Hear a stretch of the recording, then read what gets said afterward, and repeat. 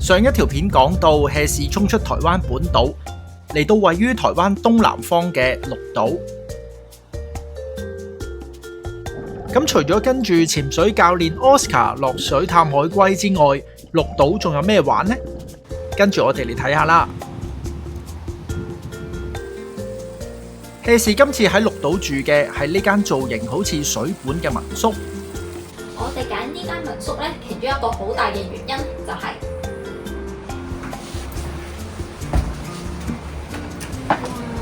無敵大海景。呢度除咗雙人房之外，亦有膠囊床位，花園仔仲有一個細細地嘅泳池。中意海嘅話，坐喺度望住太平洋就已經係一種享受。不過民宿距離市中心有少少距離，揸電單車嘅話，大約10分鐘就會到綠島嘅 CBD， 包括餐廳、便利店。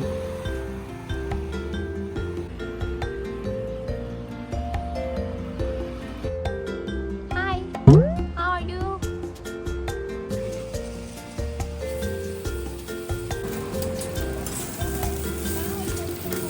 棒，好可愛。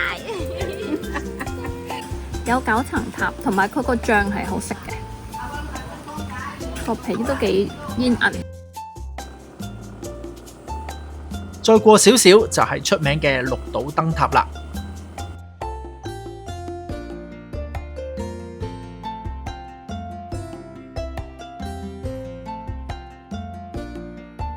喺呢度睇夕陽真係幾靚㗎。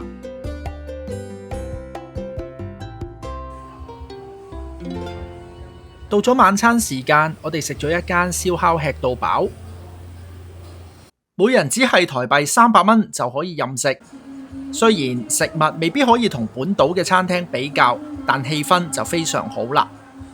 現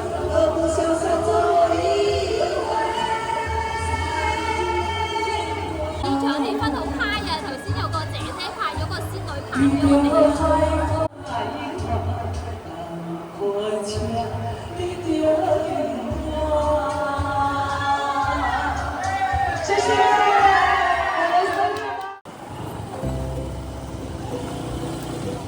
第二朝一早，我哋參加 local tour 去睇綠島著名嘅南洞。因為要落水，唔方便帶攝影器材，就俾大家睇下導遊幫我哋影嘅相同片啦。來，2、3，Go！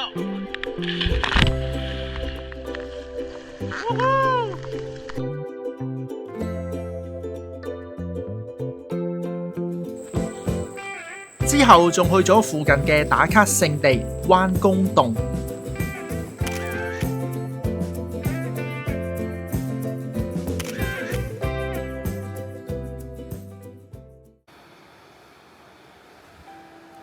除咗悠閒一面，綠島嘅北岸有一段比較沉重嘅歷史。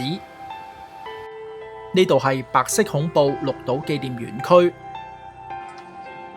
喺過去一段時間，呢度係囚禁政治犯、思想犯嘅地方。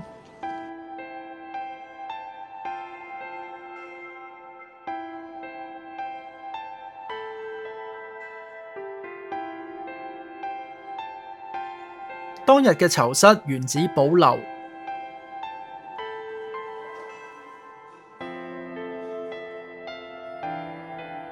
牆上有一個個鮮活嘅故事，用生命講述呢段歷史嘅恐怖。曾經有人因為一句說話、一段文字就付出好大代價。嚟到呢度，腳步不自覺會變得沉重。因為你知道呢度唔係一個景點，而係一個警世鐘。唔單止提醒我哋過去嘅教訓，仲提醒我哋世界上有人仍然受苦。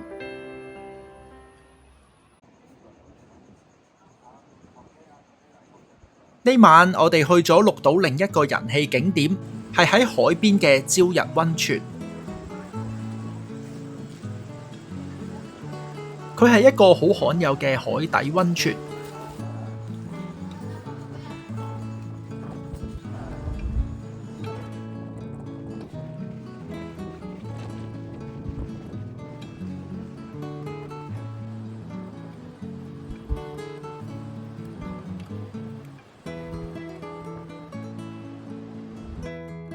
溫泉位於綠島嘅東邊，唔少人會去睇日出，睇相都真係幾靚㗎。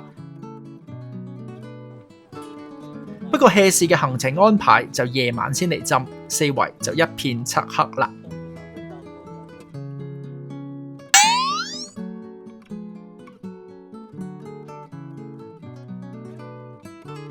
hea 士此行雖然未有好多時間發掘美食，但就意外咁發現咗唔少特色嘅 coffee shop。好似呢間由老屋改建嘅綠寮咖啡，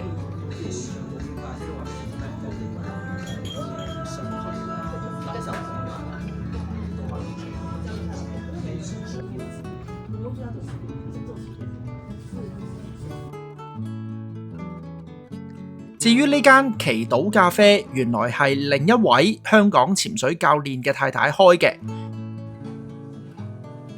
佈置好典雅，好有心思。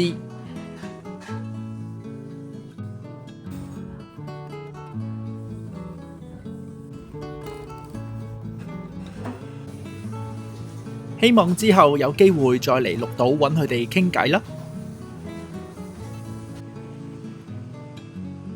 匆匆逗留綠島幾日，呢度俾我哋嘅感覺好簡單，可以喺度好悠閒，亦可以好認真。可以潛入海底世界，亦可以喺陸上記住一啲唔應該被忘記嘅事。又或者更加簡單，攞住一本書、一杯咖啡，喺一個望海嘅角落放空過一日。